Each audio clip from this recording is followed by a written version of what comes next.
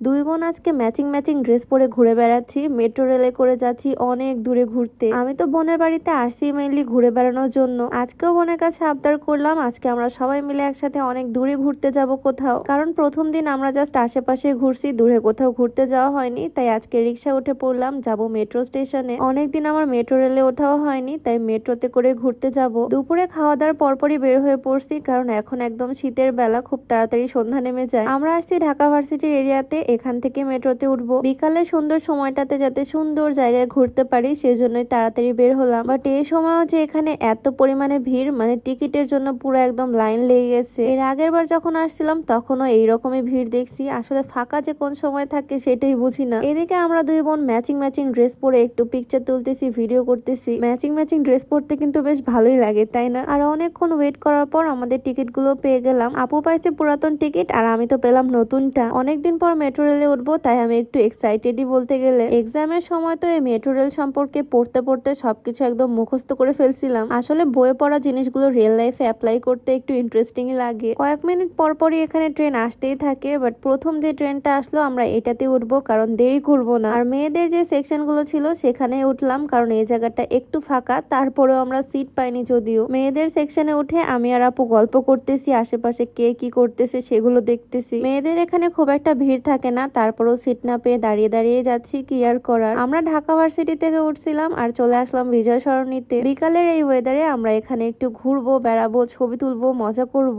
এখানে একটা মিউজিয়াম আছে, সেখানেও আমরা যাব। যাই হোক, এদিকে আমরা যে ঢিলিমিলি করে হাঁটতেছি, আমাদের এখানে পৌঁছাতে পৌঁছাতেই বিকাল হয়ে গেছে একদম। আর ঢাকাতে এসে না তোমাদের ভীষণ ভালোবাসা পাচ্ছি, মানে প্রচুর প্রচুর ভালোবাসার মানুষদের সাথে দেখা হচ্ছে। এই সুন্দর জায়গাতে আসছিলাম মেইনলি ছবি তুলতে, বাট এখানে ভেলপুরি দেখে আমি আর লোভ সামলাতে পারলাম না। আর তারপর আবার লুকিয়ে লুকিয়ে শরবত খেলাম। হঠাৎ করে গন্ধ সুখে খুঁজতে খুঁজতে পেয়ে গেলাম এই দোলন চাপা ফুল। এই ফুলটার এত সুন্দর গন্ধ আর এই তোড়াগুলো দেখতে এত বেশি সুন্দর লাগতেছে বলার বাইরে। কিন্তু আমরা যেহেতু আরো অনেক জায়গায় ঘুরবো, এটা ক্যারি করা প্যারা হয়ে যাবে, তাই আর নেওয়া হলো না। যাই হোক, ফাইনালি আমরা এই সুন্দর জায়গাতে চলে আসলাম আমাদের দুই বোনের ম্যাচিং ম্যাচিং ড্রেস পরা কিছু ছবি তুলতে, একটু ভিডিও করতে, যাতে মেমোরি হিসেবে রেখে দিতে পারি আর কি। আর আজকে আমাদের পরা এই সুন্দর কোটি আবায়াটা তোমরা পেয়ে যাচ্ছ সূচনাস ওয়্যারহাউস পেজ থেকে। সাথে লং হিজাব তো থাকছেই, ভিতরে একটা ব্ল্যাক ইনার আর উপর থেকে ব্ল্যাক হোয়াইট কম্বিনেশনের এই সুন্দর কোটিটা এত বেশি কমফোর্টেবল আর সুন্দর লাগতেছে বলার বাইরে। সূচনাস ওয়্যারহাউস পেজটা আমি ডেসক্রিপশনে ট্যাগ করে দিব, চাইলে ভিজিট করে আসতে পারো। যাই হোক, ছবি ভিডিও করা শেষে আমরা চলে আসলাম মিউজিয়ামে, মিলিটারি মিউজিয়াম।